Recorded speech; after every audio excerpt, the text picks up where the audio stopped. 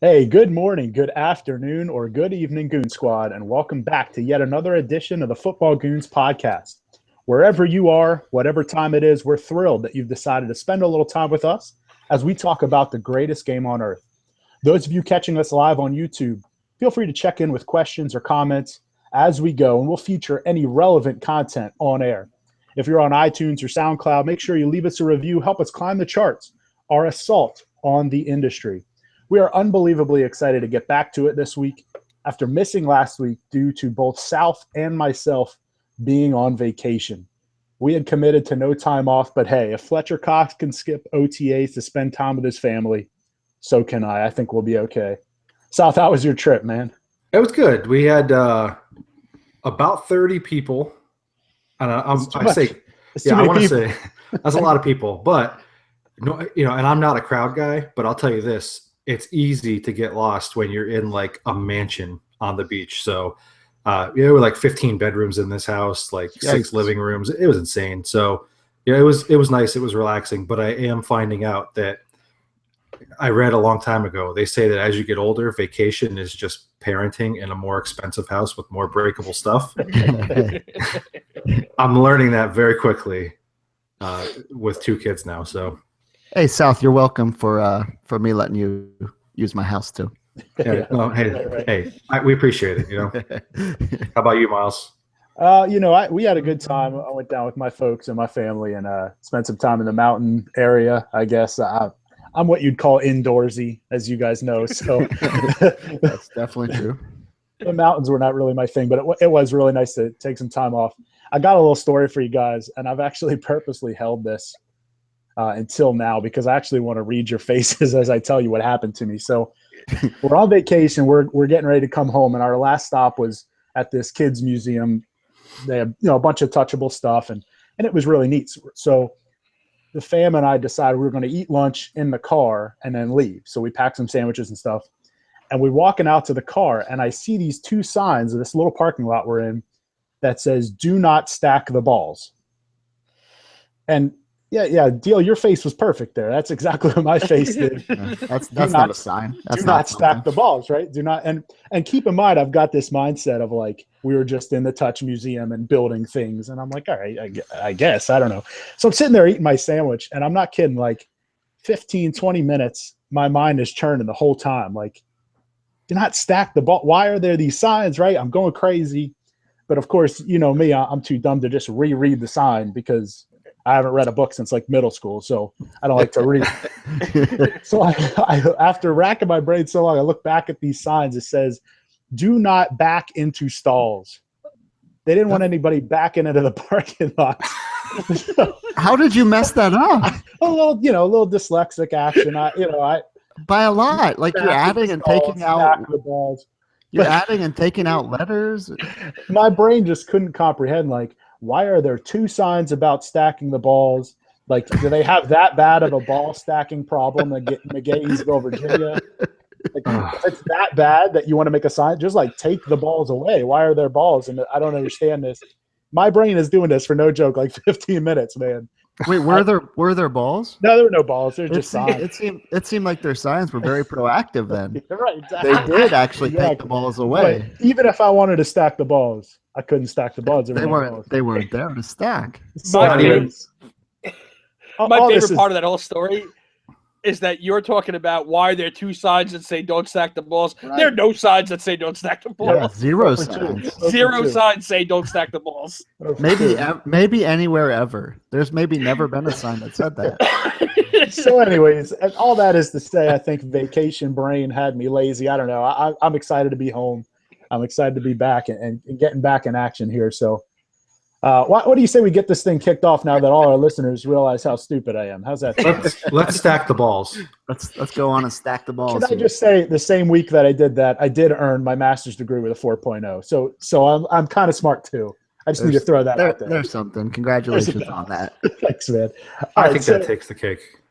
Wait, the signs or the master's degree? The master's degree. Okay, the signs. The signs. Yeah. All right, guys. I won't even break the tie. Okay, thank you. All right, so let's get into our topic here for this week, guys. what we're going to do here is kick around a little bit of an OTA review. As we know, the past few weeks, all 32 teams here in the league have been in organized team activities, our voluntary everything before mini camps get started this week. We've picked out 6 topics, sayings, whatever you want to call them, that teams have spit out. We've seen come reports from beat writers and things like that where we kind of want to discuss, do we buy in? Do we not? Is it a big deal? Is it not? So we've got 6 stories from 6 different teams, trying to keep it a little bit fantasy related because, hey, it's us. So why not? So my first one here, we're going to kick off. We're going to call this All Saints Day. Now, Deal, I really tried to make my titles as good as the other week. I'm not sure if I made it. You crushed it again. Really? All right. So All Saints Day. So what we're kicking around here is reports out of New Orleans. Can I stop you there? That one's good on so many levels because All Saints Day is a thing. We're talking about the Saints, and we call them all day. And all day. That's exactly what I was going for. Brilliant. Don't stack the balls. All right. So our reports out of New Orleans, guys, been promising regarding free agent 32-year-old running back Adrian Peterson. The teammates have been using phrases calling him a beast, a stud, a different breed. After watching him here in OTA practices, Mark Ingram missed a little bit of time.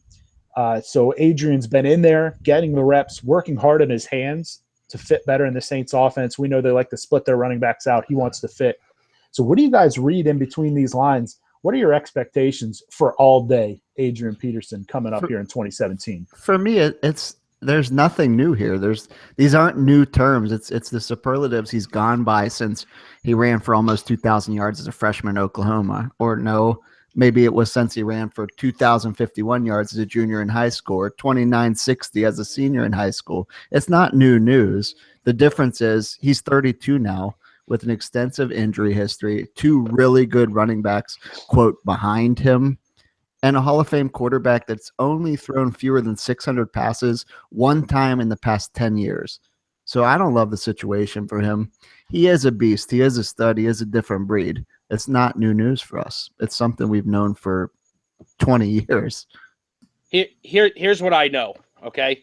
I went back and looked up some stats.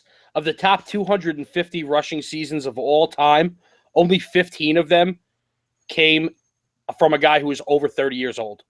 And only 2 of those came from a guy who was Adrian Peterson's age or older, and that was John Riggins and Walter Payton. Okay? It's a crowded backfield, but if anybody could do it, it would be Adrian Peterson. I agree with that. The problem is that what if, Sean Payton decides he doesn't like Adrian Peterson that week like he does with Mark Ingram all the time? Or what if, you know what I mean? Like, it's just not the offense that I'm going to bet on. All of a sudden, they're going to turn into a running offense, and AP is going to have, 200 carries and, 1,500 yards. It just – that offense does not lend itself to that. So, in summation, if there was a guy who could do it, it'd be AP. But I don't think anybody could do it. We made it like roughly 10 minutes before we're going to disagree on something. So we're doing pretty well. Well, actually, you can't. Actually, it's less than 10 minutes because we were arguing about Miles' stupidity for the first 6. This is true. So. All right. So here's what I'm going to say. Yes, 32 years old. But here's what is going to actually work to his benefit just a little bit. And I know this is going to be a stretch on my end because it's injury related. But this guy is an absolute physical beast. He's only played 20 games since the end of 2013. So for a 32-year-old, he doesn't have that same mileage, I guess you could say, as a lot of these guys would. So add to the fact that he is an absolute physical phenom. And then the fact that for the last 3 seasons – he's had less than average use, obviously. Now, in 2015, he had 327 carries. But prior to that, you have to go, back to 2012 to any time that he had over 300 carries. So I think he's got some good miles and some good tread still on the tires, so to speak. I'm buying in on Adrian Peterson. Now, from a fantasy perspective, I am not personally willing to spend what it's going to take to likely get him. it's really going to depend league to league, but knowing the landscape of my league, it's going to have to happen fairly early. Mark Ingram is in the doghouse forever. You might as well consider him traded or cut at some point during training camp. He is not going to be on that roster. I can almost guarantee that right now. So Peterson is going to be the guy. That's a strategic move they made to get him. I think you're going to see a little bit of a shift in focus, knowing that you have limited time also with Drew Brees. Your window is slamming shut very soon. So you've got to take and put some of that stress on somebody else. Peterson is the guy to do it. South, I got to disagree, only because, like, I understand the whole in the past 3 years, as he's getting older, he hasn't had that much mileage, quote unquote. The guy's 26th all time in career touches. I mean, in rushing attempts. That's 2,400 rushing attempts in his career. So the fact that the last couple of years he's slowed down a little bit, thank God, because he'd probably be dead if not. like you're talking about one of the most highly active backs in NFL history in terms of rushing attempts. So the fact that his injury and off the field issues have kind of diminished his touches the last couple of years, that does nothing for me. He's still 32 in a non-rush first offense. Right, and we can go counterpoint for a long time between you and I. We all know that. But this is a league now where it's not the norm for a running back to have a 10-year career anymore. So I think that he's kind of the exception to the rule here. I think that he's special, he's generational, and as we've touched on exhaustively, he's a physical freak. No one is going to be more ready to go from day one than Peterson. So I guess that's kind of what I'm leaning on. Yeah, I buy in. I'm actually more with you, South. The thing I'll disagree with is, again, like you actually, I love that you said it depends on the league. I'm going to hit fantasy here. Most leagues, if the let me say, if the owners aren't super knowledgeable on their own research, everywhere you look right now, Mark Ingram is pre-ranked ahead of Peterson. So I think you're thinking with kind of more of a logical, intelligent brain. And as a former owner of Mark Ingram, you know more than anybody how much Sean Payton hates him. Correct. So Peterson's going to take it. But I think on draft day in most leagues, the cost isn't going to be that high. It's going to be around that Rob Kelly kind of range. And I'm drafting Peterson over Rob Kelly every time. Yeah, sign me up if that's the case. So I think, you're talking 7th roundish. I think that's a great gamble to take, because if the expectation, Rock, you said 1,500 yards. If that's your expectation, you're an idiot right now. I mean, when's the last time a Saint ran for that kind of yard? It might have been George Rogers in like 1981. You know what I mean? So it's been a while, but if the expectation and your draft capital is on a guy that's going to rush for about 750, are you going to be shocked if Peterson runs for 1,000 yards, even in that offense? Mark Ingram just did it. Oh, okay, so if South is correct and Ingram is gone, obviously that shoots Peterson up the draft. It's very different. Very different. Okay, gun to your head. That's the scenario. Then what do? Then do you buy in on Peterson? I'm in on him anyways, but if you're going to uncrowd the backfield, he could be a 3rd, 4th round pick for me. All right, I got a question for you. Since Rocco hit us a little bit earlier with he doesn't think he'll get 200 carries. So over Ingram's career, he's averaged 158.8 carries a season. And AP with the season of 37 and a season of 21, he still averages, with that counted in, 241.8 carries a season. Crazy. So over or under 200, we'll say 200. If Ingram stays, over or under 200 carries. I think it'll be close, but he'll still get it. He'll get that 210, 220. I think he's good for 900 yards. Where he's going to get you, he's going to score. So over. Sean Payton hates Mark Ingram. But he still runs him, though. He just won't give him goal line. Because he didn't have Adrian Peterson before. Now he's got Peterson. He was losing time to Tim Hightower, dude. Tim Hightower was on the most fantasy football championship teams. Because Sean Payton hates Mark Ingram. That's the only reason. And those people were smart enough to realize it. They must have listened to us. All right, so I think we're kind of all over the place on Peterson, but I think 4 for 4, we'd agree it's something worth monitoring because whether they're pass first or run first, that's obviously not even a conversation, but they are an offense that's going to run a heck of a lot of plays and gain a heck of a lot of yards, score a heck of a lot of points. So he's going to have his hand in that. So monitor that Peterson situation big time. And on draft day, if it gets a little later, don't take Rob Kelly. And I like Rob Kelly. Don't take TJ Yeldon. Take Pete's. All right, so topic number 2, we're going with Mechanic of the Year. We're giving an award to somebody here who is a mechanical genius because you guys remember Blake Bortles? No. Vaguely. I heard of him. Rocco, I know you remember Blake Bortles. Look at your arms folded. I have erased Blake Bortles from my memory. He is hot right now. So this guy Blake Bortles, he's the epitome of what we're talking about here with reports coming out, the famous guys in the best shape of his life kind of situation. Reports out of Jacksonville label Blake as having fixed all of his mechanical issues. So miracles do happen.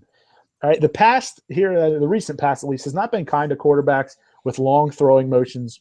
Players like Byron Leftwich, Tim Tebow were first-round picks, and that long throwing motion can't get the ball out soon enough. Those guys went to backup quarterbacks or right fielders before you even know it. That's a little Tim Tebow joke. That's funny. You guys can laugh. Yeah, you're just throwing that in my face as a Mets fan also. Come on, Mets. I was laughing. I was just muted. All right, so talk to you guys on a Blake Bortles renaissance for the Jags. You buying into this or not? Can I go first? You can. Thank you. As a former Blake Bortles owner, and I say former as in I will never own him again in any league. I don't care if he turns into the top quarterback in fantasy football over the next 10 years. I will never own him again. I've been scorned. I've been hurt. It hurts my heart. But unless by fixing his mechanical issues, you also means he stops making idiotic throws and starts using his mental part of that as well. If somehow, listen, this guy's nickname is Pick Six, okay? There's a reason for that, all right? The mechanics, yes, have to do with some of the interceptions, but here's a guy who over 3 years has averaged 17 interceptions a year. Not the worst in the world, but it is a pick per game, essentially. A little bit more than a pick per game for all you math magicians out there. Math magicians. Yeah, that came out wrong. No, he throws the ball. He throws the ball away too much to the other team. His mechanics may have something to do with it, but more, I think it's a mental issue. And I'm actually going to defend him slightly here, unless that line drastically improves. I mean, yes, they've made strides to try and fix that and get that better, but he's still been sacked 140 times in 3 seasons. Wow. If you break it down by a per game basis, it's 3.11 per game. So this guy's getting beat up in the pocket, out of the pocket, all over the place. He's running for more yards than you want him to run for because I don't look at him as a scrambling quarterback by any means. He's turning the ball over too much. Like I said, the mechanics attribute to some of that, but a lot of that is mental. And I need to know that Blake Bortles has fixed his mental game more than his mechanics and his physical game. So how about from a fantasy perspective, we all know in 2015 he was legit. He finished as the 4th quarterback, at least in our scoring, with 6 points per passing touchdown, which, as Deal has touched on, you should be playing. Absolutely. Then everybody's crushing him for last year where he finished QB 10, which is still a number 1 quarterback. Yep. So as a fantasy player, hey, listen, Blake Bortles sucks. But as a fantasy player, why is everybody so down on this guy? He can't play worse than he did last year. Can you see what I'm doing right now? I'm eating it up. I'm eating up all that garbage time, baby. That's right. That's right. Listen, it takes him 3.5 quarters to even get warmed up, apparently. But he throws for 250 and 2 touchdowns in the last 8 minutes. I don't care when it happens. I'm just eating it up, baby. I'll eat all that garbage time up. You're going to be mad from like 1 o'clock to 3 o'clock, and then you're good. And then you look at the score and you're like, wait, how did that happen? Yeah. You know what? Like I had that happen so many times to me last year, and like you're going to have – he's not in a tough division, but Tennessee's an emerging defense. Obviously, Houston's an otherworldly defense, but they're always bad. So their schedule is not always the most favorable. And I just feel like – mention the Colts. That was on purpose. That was on purpose. I think you meant to say, and then you forgot. I just wanted to remind you in case. Yeah, the only thing we can count on with the Colts is that the Colts are going to be able to score on them, so they're going to be playing from behind and throwing the ball. But no, I'll take it. You have games with Blake where exactly what you're saying. He's absolutely terrible through 3 quarters, and then garbage time he just puts up stats, but that's got you pulling your hair out. And then that's got you even questioning even more. This guy should be thrown for whose hair? I forgot. First the Colts defense joke, now hair joke. I forgot. I got a nice head of scalp cabbage here. No, but seriously, you look at him and be like, he should be throwing for 400 yards every game. He's got the weapons to do it. The Allen brothers on the outside are more than comparable to the rest of the league, and yet somehow he's squeaking by with 250 yards and 2 touchdowns, in garbage time. I guess for fantasy purposes, that's all good, but after the season he had in 2015 with 35 passing touchdowns, I expected more than 23 passing touchdowns from a guy who you have to draft as a top 5 to 8 quarterback, coming off of 2015. Right. Yeah, exactly. So you're drafting him in that 5 to 8 range. You need more than under 4,000 yards and 23 passing touchdowns. Right. A valuable question came in on YouTube Live, South, when you asked what you were doing there. Joshua Simpson says, "Were you dancing to Thriller?" I mean, in my head, I just about always am. Yeah, there's not very few times when you're not, right? Yeah. You can call me a sucker, but I'm in on Bortles. I'll take Bortles in every league. Just 2 short years ago, unless you owned Bortles last season, then it was 2 very long years ago. Bortles was a good quarterback. He threw for 4,428 yards, 35 touchdowns, 18 picks. I don't mind those 18 picks for getting me 35 touchdowns. He's going to give you at least 2 to 3 on the ground. Even if it is running for his life, he's going to get you a couple on the ground. I still really like his weapons in the Allens with Marquise Lee, adding Dede Westbrook. I can handle the tight end tandem of Mercedes and Michael Rivera, and obviously love the addition of Leo. So I plan on owning Bortles more than Rocco this season. So that's definitely more than Rocco. It can be less than Rocco. That's a guarantee. Unless I don't play and give him up somewhere. Yeah, I think my only worry on Bortles, I'm kind of with you on if he's in, he puts up numbers. He's a bad quarterback and they'll lose, but he puts up numbers. My worry is, does he lose his job? I know they don't have a great number 2, but they don't have a great number 1. So I guess we'll see. I think we don't really buy into – you can't fix a guy's mechanical issues in an off season. It's just not what happens. But fantasy, I think he's still really relevant. So, just as a quick side note here, does adding a true number 1 back take away from Bortles at all? I mean, if Leo is what we think he is, maybe they're not down by 14 points in the 4th quarter all the time, and Bortles doesn't have to be that guy. You know what I mean? Does that take away at all for you? But I think it also takes away a lot of the turnovers because they're not so predictable.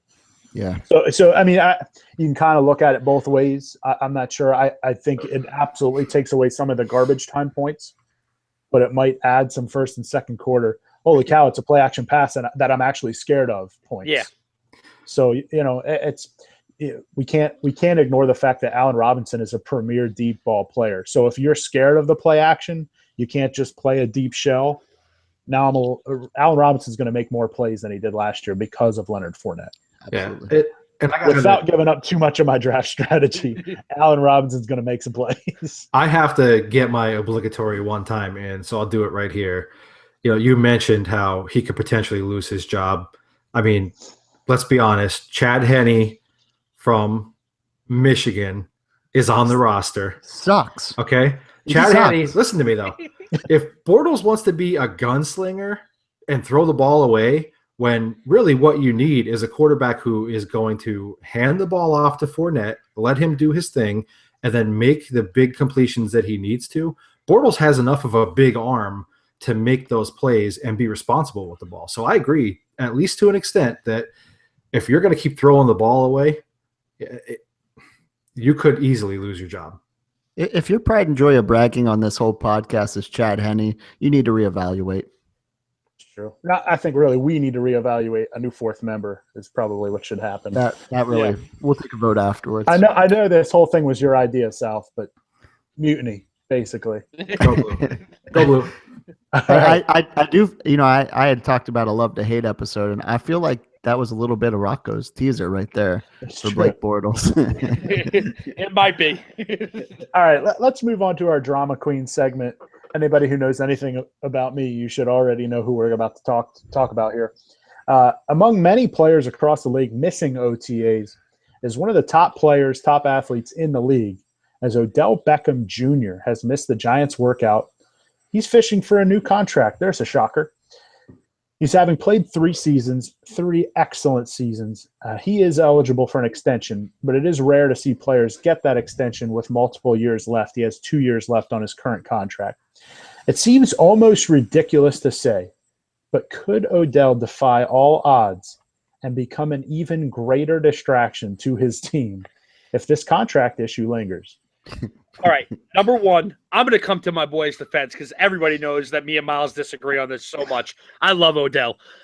Number one, Adam Schefter has reported this, but the Giants have also come out and said that this is nothing more than he does not have to be at optional training. They have to say that. They have no choice. No, I understand that, but what they're saying is nowhere has he said, I'm not coming because I want more money. That's number one. The Giants have said that. Number two, even if it's true, pay the man his money. Pay the man his money. It is because, and this is why I feel this way. He currently is the number 60 overall paid wide receiver. If he gets hurt this year after giving you 3, not good, not great, 3 amazing seasons, he gets nothing. And that's why I hate the NFL contract system. And Odell is not going to change the NFL contract system. But if he has the opportunity to kind of change the way people think and go out there and say, listen, I didn't give you 1 year. I didn't give you 2 years. I gave you 3 years. Okay. You're already entitled to having me for a 5th year because of the CBA, the way it's written up, being a first-round pick. So you already got the extra year out of me no matter what. Let's get some contract talks here going now, and let's get some money on the table so that I don't wind up, I purposely didn't talk about the guys who are paid more than him because it's comical at this point. It really is comical, right. The guys making more money than him. But if you just I just picked the top 6 receivers in the league right now by my guess, you got Odell, Antonio, Julio, AJ, Dez, and T.Y. Hilton.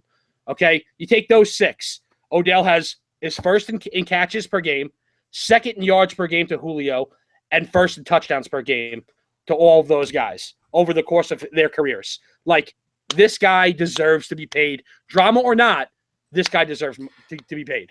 Yeah, and look, here's the thing. We're going to talk about this forever with Beckham. He's a drama queen. That's who he is. That's how he expresses himself. So that is what it is. I think teams know that. Teams understand that. The bottom line is that this guy's going to get paid no matter when it happens. He gets hurt this year. Unless his knee goes through his forehead, he's getting paid no matter what. The skill is there. He's young. He's talented. He's an absolute beast. So, just show up, do your work. You're running out of time with your franchise quarterback, which I think creates a bigger distraction in the situation. I saw the eye roll. I don't agree either, but from an organizational perspective, that's what they're thinking. So just get in, do work, because if you're the Giants, your window is closing a little bit, and you're going to get paid, whether it's from the Giants or somebody else. The money's going to come. Hey, South, ask Teddy Bridgewater how getting paid no matter what is working out for him. Teddy Bridgewater is not the same class of football player as Odell Beckham. Okay, but the fact remains it's preseason and it can absolutely happen. And you're right, he's not the same caliber. He's a wide receiver. he's more dependent than Teddy Bridgewater on cuts and mobility in the knees and all that kind of stuff. Like, I think that, like, with what we're seeing in the league the last couple of years, I think things are going to start changing, and it might be with Odell starting the process. Guys are going to want money up front because they know it's not guaranteed. Well, they always do. It's just not the way the league works. Well, I know, unfortunately, of course, everybody wants it up front. It is somewhat embarrassing, I guess, for lack of a better word, that Odell Beckham's going to make $1.8 million this year. That's ridiculous. I mean, he's, by any stretch of the imagination, a top 10 player in the league. But it's a rookie contract. It is what it is. I mean, he's on pace for 8.5 next year. The Giants cap is not giving them a ton of room to do this for him. So I'm not sure what his expectation is or what they're going to be able to do, but it's not a whole lot.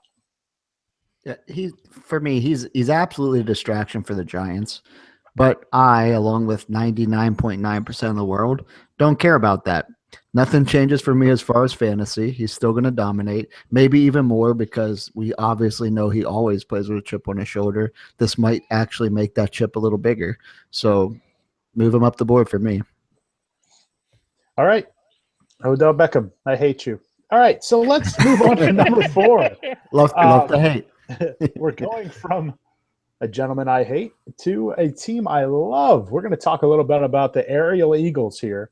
And the Eagles passing game is going to look completely different in 2017. There have been many storylines out here about the new look.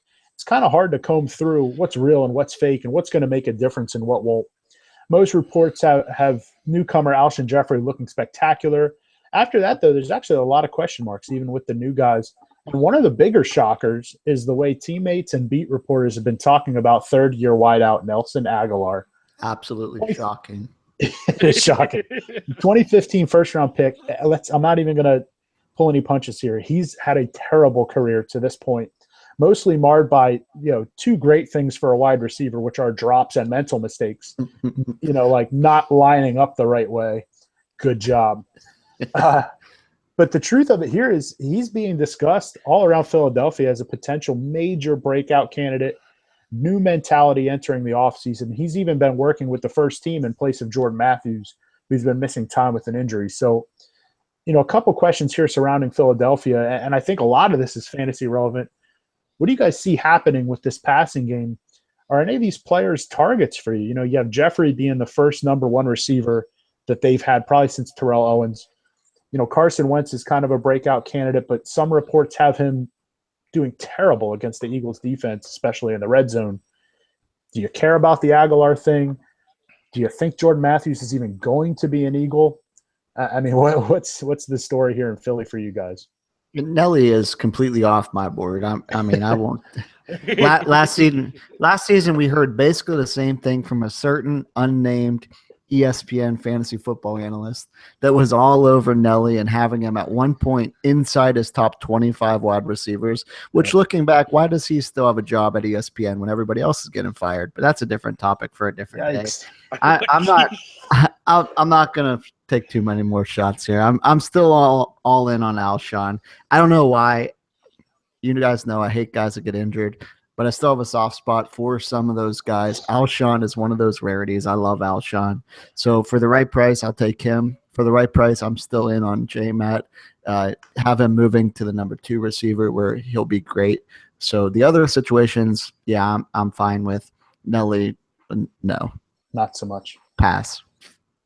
See, from a football standpoint, Nelson Aguilar had to come out and do this because otherwise his career was essentially over. And how much worse could he have gotten? Yeah, exactly. You can't worse. You can't be drafted number 20, 19, 20, 21, 20 overall, and then have all these lofty expectations and come out and not just be like the worst wide receiver on your own team, but quite possibly one of the worst wide receivers in the league.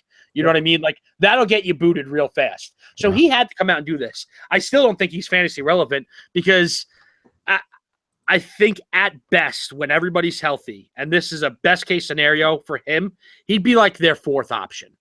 You got Alshon, You got Jordan Matthews, and then you got Zach Ertz, who is still going to get more touches than Nelly. So best case scenario, he's your Eagles' fourth option in a passing attack that I expect to be much better than last year, but still not the Atlanta Falcons, the Green Bay Packers, the Indianapolis Colts. There you go. Shameless plug for your deal. Okay. So like with that being said, I'm not high on Nelly. The rest of it, I'm going to take or leave. I feel like there's like a smokescreen season for the draft, and there's like a smokescreen season for OTAs. And not to bring up the Jets while we're talking about the Eagles, but you have reports coming out of the Jets camp that Hackenberg looks great, and then you got reports coming out of the Jets that Hackenberg's hitting reporters in the back of the head with footballs on the sidelines. So, and the Eagles situation is the same thing. Carson Wentz is struggling. Carson Wentz looks great with the new receivers. The receivers look great. The receivers look poor. There's too much. Everybody. Listen, if everybody wrote the same story, we'd all be fired. Okay, so people are gonna spin things the way they want to spin it, and who knows what's actually true when it comes to these mini camps and OTAs and stuff like that. But I will absolutely buy a resurgence of their offense as a whole and moving forward. But yeah, I'm out on Nelly. Yeah, look, you hit the nail on the head with it, and it only took us 37 minutes in to agree on something this time. That's actually more impressive. Yes. Yeah, way more impressive. Here's the deal. There's not enough targets to go around for Nelson Aguilar to be really super relevant. And I know, like, the feeling is that there's a really legit chance that Torrey Smith doesn't even make the team. I think we're on the same page there, Miles. But even still, Jordan Matthews is going to catch right around 100 balls. You didn't bring in Alshon Jeffrey to not throw. What? Absolutely. Right around 100. Continue. Listen, you're putting him. He has. Are you rounding 61, like up to 100? Like what's? He's got the best rapport right around Carson Wentz. All right. Yep. He's in a contract year. I'll write it down. You could write it down. Actually, I'll give you an exact number: 93 catches. You're putting him back into the slot where he was meant to play. Then you have Zach Ertz also on top of that, who's going to eat some targets up. You didn't bring in Alshon Jeffrey to not throw him the ball. So, there's a lot of questions about your running game the way it is. I think Pumphrey and Sproles are going to be very involved in the passing game as well. So if Nelson Aguilar somehow, becomes a little bit more relevant on this team, Torrey Smith maybe doesn't make the roster and he takes that position where he's like your number two. He's going to spread the field a little bit more. At most, what is he going to catch? Like 30 to 35 balls. And how many of those are really going to turn into touchdowns from a guy who can't figure out how to keep his front foot behind the line of scrimmage? This is a 32-ounce cup. It is filled with the Nelson Aguilar Kool-Aid. Okay, but you showed me the picture of J-Matt first. Wait a minute. I blew it. There he is. All right. Listen, I'm all in. I'm all in to the point where I think – now listen, your prediction is ridiculous. There's a better chance of my Jordan Matthews prediction coming true, which is he will not play for the Philadelphia Eagles this year. Nelson Aguilar is playing so well that they will be trading Jordan Matthews. Aguilar is going to start in the slot. His career stats to this point, 59 catches, 648 yards, and 3 touchdowns. He will eclipse all 3 of those numbers this year. Now, listen, am I drafting him? Of course not, because as you guys kind of said, I still think he's the number 3 option on a good, not great offense. You got to take Ertz and Jeffrey before him. But he will absolutely be third on that team in catches, yards, maybe not touchdowns because who knows how they go. They're up and down. But the guy has the most talent in that receiving core. That can't be denied. So if his mentality gets right, how can he not eclipse those numbers? What's in that cup? Wait, the most talent? Kool-Aid. Absolutely. Stop it. Listen, I can almost agree. Now, listen. By no means has it been realized. Of course, he's not had the career of Alshon Jeffrey or Jordan Matthews. It hasn't been realized by God. If you look purely at the physical skill set, though, He absolutely is a better player than Well, those guys. okay.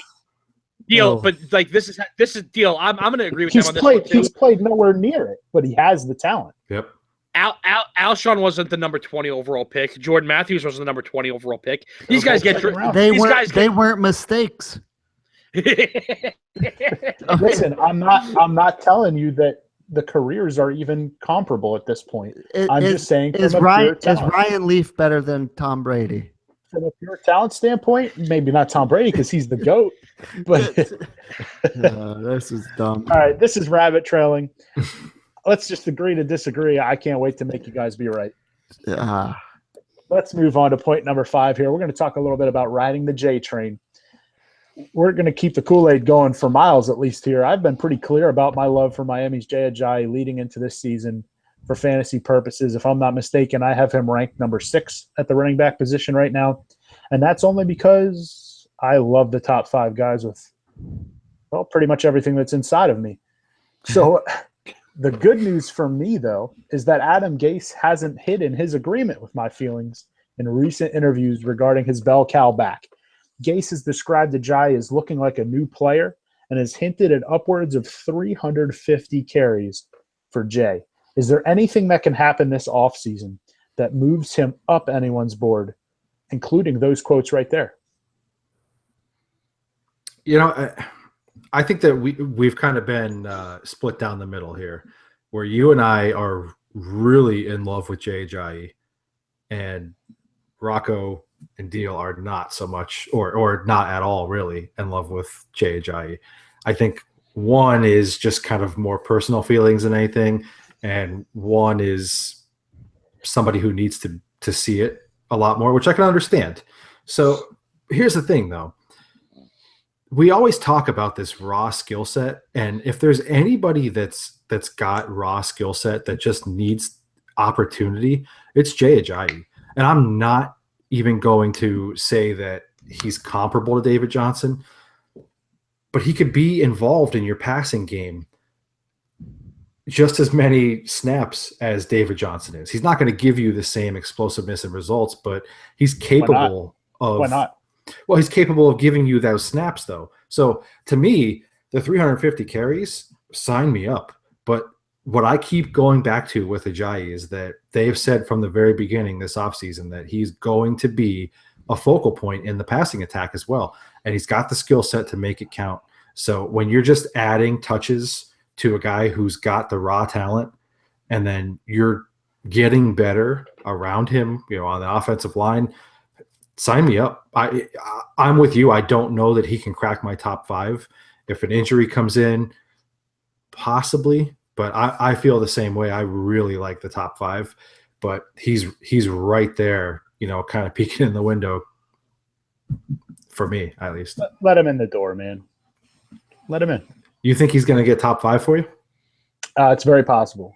Inside? We'll see. 4? No. Probably not 4. He Still, could be 5 though. not even. So what's your hang up? Maybe you made Gase be right. You think you made him be right? It's possible. I'm very persuasive, as you can tell from the Nelson Aguilar argument. Oh man, I really won you guys over. I'm surely convinced. He's probably going to stay close to where he is for me. I think I have him at 14 right now. In my mind, he's close with guys like Howard, Freeman, Todd, Leo, Lamar, DeMarco, and Lynch. He might move ahead of Murray and Lynch for me. Possibly Lamar. I love Lamar, man. I love that dude. But that'll probably be it. I don't see him moving ahead of Howard, Freeman, or Todd for me. So I like him to land around 11, which I guess in reality, there's no way he touches 350 carries. There's no way. But I guess in reality, he does move up for me, but definitely not 5 and most likely not top 10. And I won't own him in any league, so it doesn't really matter for me. You have a shot in your 3rd league. You won't own him in the 2 with me. No, definitely not. So anybody else comments? Rocco, you've got a nice little – you want to talk about the Dolphins face going on over there. Can I just wait real quick? Can I just say you definitely hate the Dolphins more than you hate the Patriots. There's just there's just no success behind it to like drive the hatred. But when I hear you talk about the Dolphins, I think you hate them more than you hate the Patriots. Okay, I could see that. listen, I hate all of the AFC East, of course, with the passion of 1,000 burning suns. Okay, it's manifested in the Patriots the most because of the success. But I pull no punches with Dolphins and Bills fans either. I've said this about Jay Ajayi consistently, and it's about consistency. You can't tell me that 60% of your entire season last year comes down to 3 games, and that Adam Gase giving you more carries is all of a sudden going to make a world of difference. South, if I hear you talk one more time about his productivity in the passing game, the next time I see you, throat punching. The guy has 34 catches in 2 seasons. Wait, let me stand up. Dude, David Johnson doubled that in each season. You know what I mean? Oh, you mean the same David Johnson that you did this exact same argument about last year? Stop. There it is. Stop. There it is. Stop for 1 second. I was against all the David Johnson for 2,600 argument last year because he wasn't consistent. But I never moved David Johnson outside of my top 4 running backs last season. Okay? You guys are going to take 3 games of 200 yards apiece and turn that into this guy should be drafted in the same category as LaShawn McCoy. But top 5, Miles. Top 5. Not top 4, though. Oh, okay. Okay. Not top 4. Okay. Listen, he hasn't gotten off the welcome mat yet. So he's in your discussion topics of guys. You know what? The only argument I can see in your guys' favor is that everybody in that 5 to 10 range. Actually, I disagree with this, but everybody in our 5 to 10 range in the Goons are young up and coming guys. Melvin Gordon's, Jordan Howard.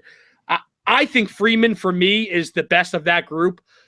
And Miles, I know you share this sentiment. If it wasn't for Tevin Coleman, he'd be my top player. He'd be, no worse than 3, for me. He'd be my number he'd be your number 1. But Tevin Coleman's really good. But Tevin Coleman does exist. So I still think that Freeman's better than that whole group. But realistically, for me, they're all that up and coming player.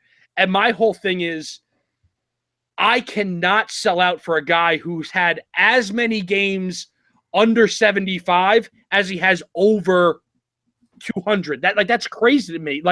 It's just there's no consistency there. And the 350 is a nice number and it's great in theory, but I'm not going to sell my entire fantasy future for this season on the promise of Adam Gase's 350 because it's so many things can happen to change that like that. And until I can see that he can be productive in the passing game, I ate crow with David Johnson because, we saw it. You'd be right. Because we saw it. No, because we saw it. I still didn't believe it. And then we saw it again.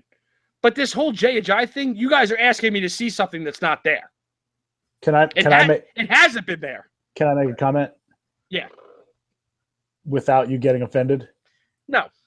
This is why no promises. This is why you don't win rings. Oh my God. Listen, you don't have foresight. As a fantasy owner, you have to trust. You can't just draft on what I saw. That's how you take Todd Gurley number 1 last year. Because it's what you saw. You got to take a guy. For me, I understand what you're saying with 60% of his yards in 3 games. That's scary. But for me, if I'm not drafting and getting a lock on one of those top 4 backs, I want the guy that's shown the capability of having 200-yard, 3-touchdown games and then has a coach who's committing to him and has no competition in his backfield. You can't give me that with the other players. Now, I'm having a lot of trouble with him versus Howard versus Melvin Gordon. A lot of trouble. Those 3 guys, I'm not going to yell at anybody in any ranking on those 3. But for me, if I'm going to compete, we already had our lottery, and I'm drafting 7th, and Deal and South are up 4th and 5th. Or what are you guys, 3rd and 4th? Deal's going to get Zeke Elliott. South's going to get Shady McCoy. For me to compete with them from the back end of a draft, I can't be safe. I just can't. I need to take the guy who has potential to reach those Elliott and Shady numbers, which I don't see out of Freeman because of the timeshare. Jordan Howard, again, I could be convinced of that. But for me, I want a guy whose coach is saying, listen, this is our guy. And the combination of that with when he was the guy last year, he got the job done a lot. I'm taking that. I'm in on it. I'm not going to make him prove it to me again, because when he proves it to me again, now next year I have to take him 3rd overall. So that's my rant. That's my rant about that. You got to have foresight as an owner. And I'm not necessarily – I'm picking on you because of what you just said, but that's one of the things that I think makes me a pretty decent fantasy player is I'm willing to take those risks, and I'm going to trust myself in the 6th, 7th, 8th round to back myself up with safer picks then. But I'll take my shot at the beginning. I understand the foresight thing, and I get that from a rushing standpoint. I absolutely get that. But I think my biggest thing here is honestly what South has said not only today, but we've heard him say it numerous times. This whole Jay Ajayi in the passing game is literally driving me up a freaking wall. Like, he had 7 catches as a rookie and 27 last year. Like, what about his quote-unquote ability in the passing game is showing you that he can be productive in the passing game? It's the fact that his coach has come out and blatantly said, look, we realized like this guy needs to be a key element of the passing game. He's really good, and we missed on that. You know what I mean? Because he showed the ability to do it in school at Boise State. Right. He didn't have 80 catches a year. And I'm not sitting here saying he's going to have David Johnson receiving numbers, Le'Veon Bell receiving numbers, but he could give you Zeke Elliott receiving numbers. Yeah, easily. So if you're going to tell me I can draft 7th and get Zeke's receiving numbers and 200 fewer rushing yards, if that, because of the volume. Yeah, and you hit the nail on the head with if you're in a position like you are in a draft and people are going to get premium volume out of their first pick in the top 4, you have to find a way to make up for that volume. So I think, we look back at Todd Gurley last year, and that was kind of the exception to the rule here. But in general, when players are going to go near, if you look at, even if he only gets 30 catches, if they're going to come near 400 touches, where else are you getting that kind of volume when you're the number 1 guy? So you have to be willing to take that chance. And sometimes you're going to hit, and sometimes you're going to have to make up for it somewhere else. But I'm going to take the chance because you can't replace volume. Right. And again, later in the draft is when you make up for that risk that you took. I'm going to take some more solid picks later, but it's a chance you have to take. All right. So believe it or not, guys, it seems to be flying by each time now. That's going to do it for us here on this edition of the Football Goons podcast. We hope you guys out there all enjoyed the discussion, and we're asking you to get active for us on social media. We can't see any way we shouldn't be your go-to destination for all things fantasy and actual football. So ask away, share our responses to help us change the industry. Big news this week, we're going to be releasing version 2 of the fantasy rankings on footballgoons.com this Thursday as we continue to refine our thoughts on the upcoming season. And after the last 10 minutes, Rocco and Deal will be moving up Jay Ajayi. All the way up. Lock it in. Are you all the way up? I'm going to move him down. Stop me. I'm going to move him down 10 spots just for that argument. Even better. All right. So as always, you can find us out there on footballgoons.com, facebook.com/footballgoons, and on the Twitter @footballgoons. And make sure you subscribe on YouTube to catch notifications of when we are going live. We would love it if you spent your Sunday evenings with the 4 of us. Thanks again for the listen, and as always, we will catch you next time.